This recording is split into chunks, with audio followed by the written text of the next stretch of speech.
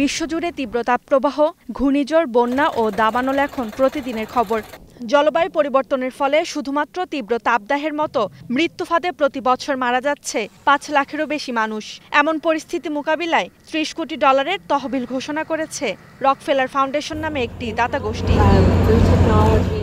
ব্রাজিলে চলমান COP30 জলবায়ু সম্মেলনে ঘোষিত এই অর্থ দিয়ে তাপদাহ, বায়ুদূষণ আর নানা রোগের ঝুঁকি সম্পর্কে তথ্য সংগ্রহ করা হবে। আর সেই তথ্যের ভিত্তিতেই ঠিক করা হবে ভবিষ্যতে কোন কোন খাতে কিভাবে বিনিয়োগ করলে বেশি সংখ্যক মানুষের জীবন বাঁচানো যাবে। নতুন ঘোষিত এই $৩০ কোটি জলবায়ু স্বাস্থ্য গবেষণা তহবিলে যোগ হবে। তবে বিশেষজ্ঞরা বলছেন, এত কম অর্থে সংকট সামাল দেয়া যাবে না। এর জন্য প্রয়োজন আরও বেশি বিনিয়োগ। ক্লাইমেট অ্যান্ড হেলথ ফান্ডার্স কোয়ালিশনের $৩০০ মিলিয়ন জলবায়ু মোকাবেলায় কাজ করবে। যে দেশে সবচেয়ে বেশি অর্থ দরকার সেখানে এই তহবিল দ্রুত পৌঁছে দেয়াই আমাদের লক্ষ্য, যা স্বাস্থ্য ঝুঁকি কমাতে সাহায্য করবে।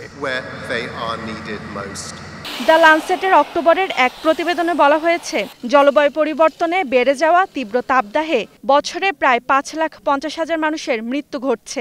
বায়ুদূষণের কারণে বছরে আরও 1.5 লাখ মানুষ মারা যায়। আর তীব্র তাপদাহের সঙ্গে লড়াই করছে 300 কোটিরও বেশি সংখ্যক মানুষ।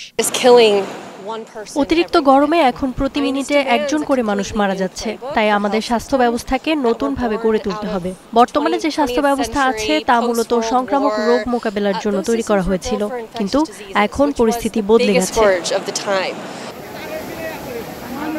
বাংলাদেশ সহ দক্ষিণ এশিয়ার দেশগুলো জলবায়ু পরিবর্তনের সবচেয়ে বড় শিকার। তবে জলবায়ু পরিবর্তন মোকাবিলায় তহবিলের বেশিরভাগই যাচ্ছে চীন আর সৌদি আরবের কাছে।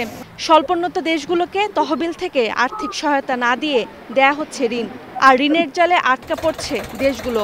এর মধ্যে রয়েছে বাংলাদেশের নামও।